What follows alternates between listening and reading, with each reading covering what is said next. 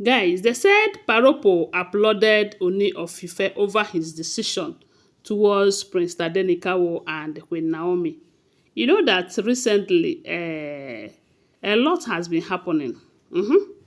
Such that Kabiyesi is now begging Queen Naomi again, no longer trying to collect Tade by force.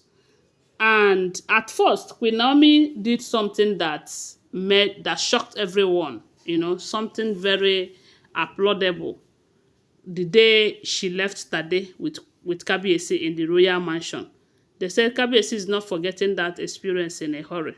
And apart from that, there was something. Someone told Kabiyesi, someone sent a voice note to Kabiyesi telling Kabiyesi how some elders are planning to force him, as in to push him into collecting Tadenikawo. And by the time they collect Tadenikawo and keep in the palace, they will have their way. And when that happens, Kabiyesi will have himself to blame. Yes, he will have himself to blame. So someone sent that message to Kabiyesi, and uh, told Kabiyesi the people that are involved, although Kabiyesi knows their voices from what we heard. So after he received that message, meanwhile, the people involved in that voice note are the same group of people who have been telling Kabiyesi that, look, you are a king. You are a great king at that. You cannot go and be begging a woman to be with you. You are the Arole Odua that on no account should it be recorded that you are seen begging a woman to come back to you. That if she leaves you, go and marry other women. These are the same group of people who push Kabiyesi into marrying Igbi than the rest of them, and the way he did it. The way he married them, that raises so much dust. So at first, Kabiyesi thought that these people are the people that really cares about him. But they don't know that the reason why they have been trying to convince him not to go and beg Queen Naomi is because they know that Queen Naomi is such a protective shield over him.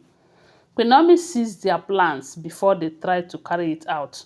And Queen Naomi prays about it and also tell Kabiyesi, see this, see that.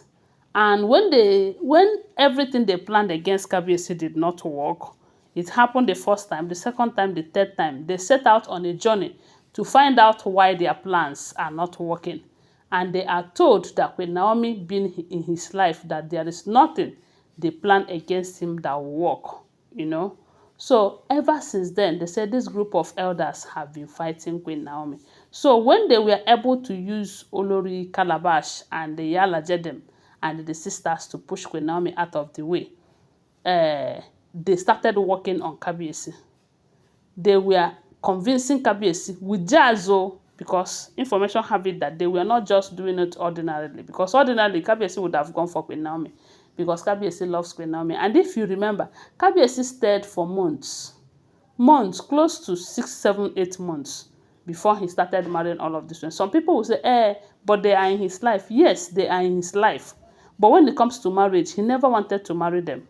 This group of elders are the main people who convinced him, who told him that, look, you don't need to go and beg this woman, because they know that the woman is stopping them from achieving their evil aim over Kabiyesi. And when they were able to convince Kabiyesi, that was when Kabiyesi went and married all those ladies in his life. If not, maybe they would have still been a side chick up till now. So even if they are doing it, they will be hiding. But now, Kabiyesi have made it official. So this is the group of elders again who have advised Kabiyesi at first to go and drag Tadenikawo, take Tadenikawo forcefully from Queen Naomi, since she said she's no longer interested in marrying you. And they are happy that she said she's not interested, because they never wanted her in that marriage because of the power that she possesses. So, and information also have it that Ropo, who knows that these people does not love his son, have been telling Kabiyesi, you see this group of people, avoid them. You see this person, avoid him. You see these two, avoid them. But Kabiyesi will not listen. They are using jazz to make him listen to them, do their biddings, and all of that. But after Kabiyesi received that voice note, and when he checked it, it was the same group of people. And these are the people that have told him, go and collect Tade. And he wanted to, because at first he wanted to, until what happened, happened. Then after listening to that voice note, there was this gathering, kind of meeting that they had, and Paropo was part of it. So while the meeting was going on, they said at some point they have stopped, they have finished with the agenda of the meeting. They said about 2 other elders raised the issue of Tadenikawo again. You know, they said they started deliberating on it. Some people, some of the elders who really know that what Kabiyesi is doing is not fair to Queen Naomi and Tadenikawo, so said that it is not good for Kabiyesi to go and take Tadenikawo away from Queen Naomi right now. And they said those group that really want to destroy him told him that they started arguing over it. And Paropo was just quiet, listening to hear what Kabiyesi would say. They said at some point when the discussion was going high, you know, it started looking as if they are quarreling over it. The Kabiyesi said enough. The Kabiyesi calmed the situation and asked one of the elders there, that if Tadenikawo is your son or your son's son, because these elders, they already have children who born children that is at the age of Tade. If Tade is your son or your child or your son's child, are you going to collect him?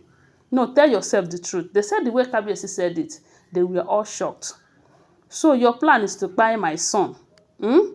They said everyone was shocked, because these are the people who will say and Kabiyesi will do without dialoguing, without asking questions. The way Kabiyesi asked them, if Tadenikawo happens to be your son or your child or your son's child at this age, will you take him away from his mother? It's not as if there are people who can take care of him. They said that was what the elders said. And that was when Kabiyesi told him that, oh, you people want to bring my son closer so that you people will buy him. They said the elders were shocked. Paropo too was surprised. They said at the end, Kabiyesi told them that he is not bringing Tadenikawo to this palace. And as for Queen Naomi, that he is working hard to see that he fixes whatever problem they have, so that she will return back to her matrimonial home. That all the roles that you people played in sending her out, that he have found out about it. They said, Paropo was like, is this really happening? The elders, before you know it, they started excusing themselves. That is how they started going out, one after the other. Hey, my people, wonder shall never end though. And if not for that voice note, Kabiyesi might still be dancing to their tune, not listening to his father. They said Paropo told him that I am very much proud of you. How did you know? So all this while that he has been telling you about them. So it took you this long to know that this is who they are. They said Paropo was very happy. At least Kabiyesi now knows that these people does not mean well for him. And they said he applauded him, telling him that you have done a great job. Don't forget that these are all alleged information, because I wasn't there when I hear. Always bear that in mind. Thanks for watching. Please give this video a thumbs up, subscribe to my channel, follow my page, and share my video. I love you guys. Bye. See you.